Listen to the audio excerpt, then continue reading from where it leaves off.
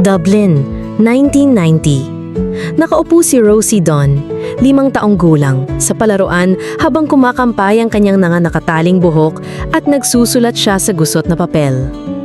Para kay Alex, ang aking pinakamatalik na kaibigan. Maging pirata tayo habang buhay. Iniabot niya ito kay Alex Stewart, isang payat na batang lalaki na may ngiting may pagitan ang ngipin, na agad inilagay ang sulat sa kanyang bulsa na may seryosong tango. Simula noon, magkasangga na sila. Gumagawa ng mga kubo, palihim na kumukuha ng biskwit mula sa nanay ni Rosie at nangangarap ng mga pakikipagsapalaran sa labas ng kanilang maliit na bayan sa Ireland. Sa edad na 16, nanatiling matalik na magkaibigan sina Rosie at Alex. Sabay tinatahak ang buhay high school. Si Rosie, na may matalim na pagpapatawa at nakakahawang tawa, ay nagpapasigla sa anumang silid. Si Alex naman, mas tahimik ngunit matatag, ang naging sandalan niya. Madalas silang nakahiga sa sahig ng kwarto ni Rosie. Pinaplano ang kanilang kinabukasan gamit ang mga lumang magazine. "Magiging doktor ako," ani Alex, sabay hagis ng bola. Ngumiti si Rosie. "At mag-akaroon ako ng marangyang hotel sa Paris. Pero magkatabi ang bahay natin, di ba?" Naging malambot ang tingin ni Alex, saglit na nakatitig sa kanya. Siyempre, ang kanilang Debs, ang Irish na version ng prom, ang naging malaking pagbabago. Si Rosie, nakabaro na asul na damit, ay kinabahan nang yayain siya ni Alex, medyo alanganin sa tuxedo, sa sayawan. Isang padaplis na halik sa ilalim ng disco lights ang nagpasigla ng kakaibang damdamin, ngunit pinagkibit-balikat lang nila iyon. Masyado pa silang bata para pangalanan ito. Pagkatapos ay dumating ang balita. Lilipat sa Boston ang pamilya ni Alex. Sa paliparan, mahigpit na niyak ni Rosie si Alex, tumutulo ang luha. "Sumulat ka sa akin, loko ha," pigil-higbing sabi niya. Tumagon si Alex, namumula ang mga mata. "Palagi, Rosie." Naging lifeline nila ang mga liham at email.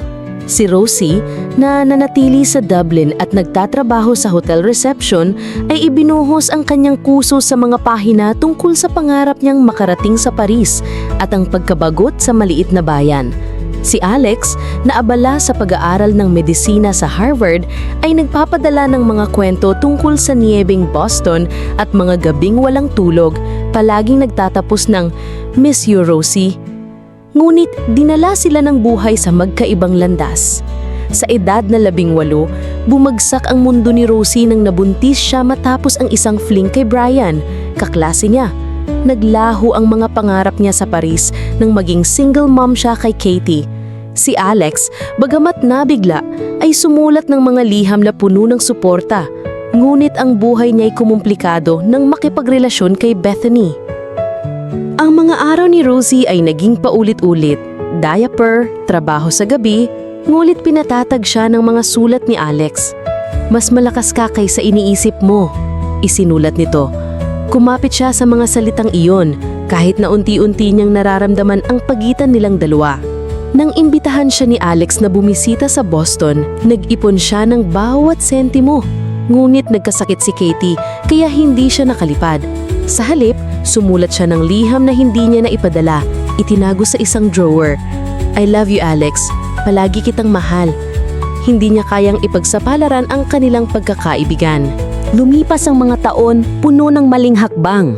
Ikinasal si Alex kay Bethany at si Rosie, durugang puso, ay nanatili sa Dublin at hindi nakadalo sa kasal.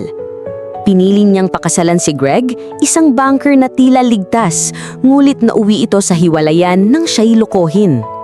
Sa kabila ng lahat, nanatiling matibay ang kanilang liham, nakakatawa, tapat at puno ng hindi masabi-sabing damdamin.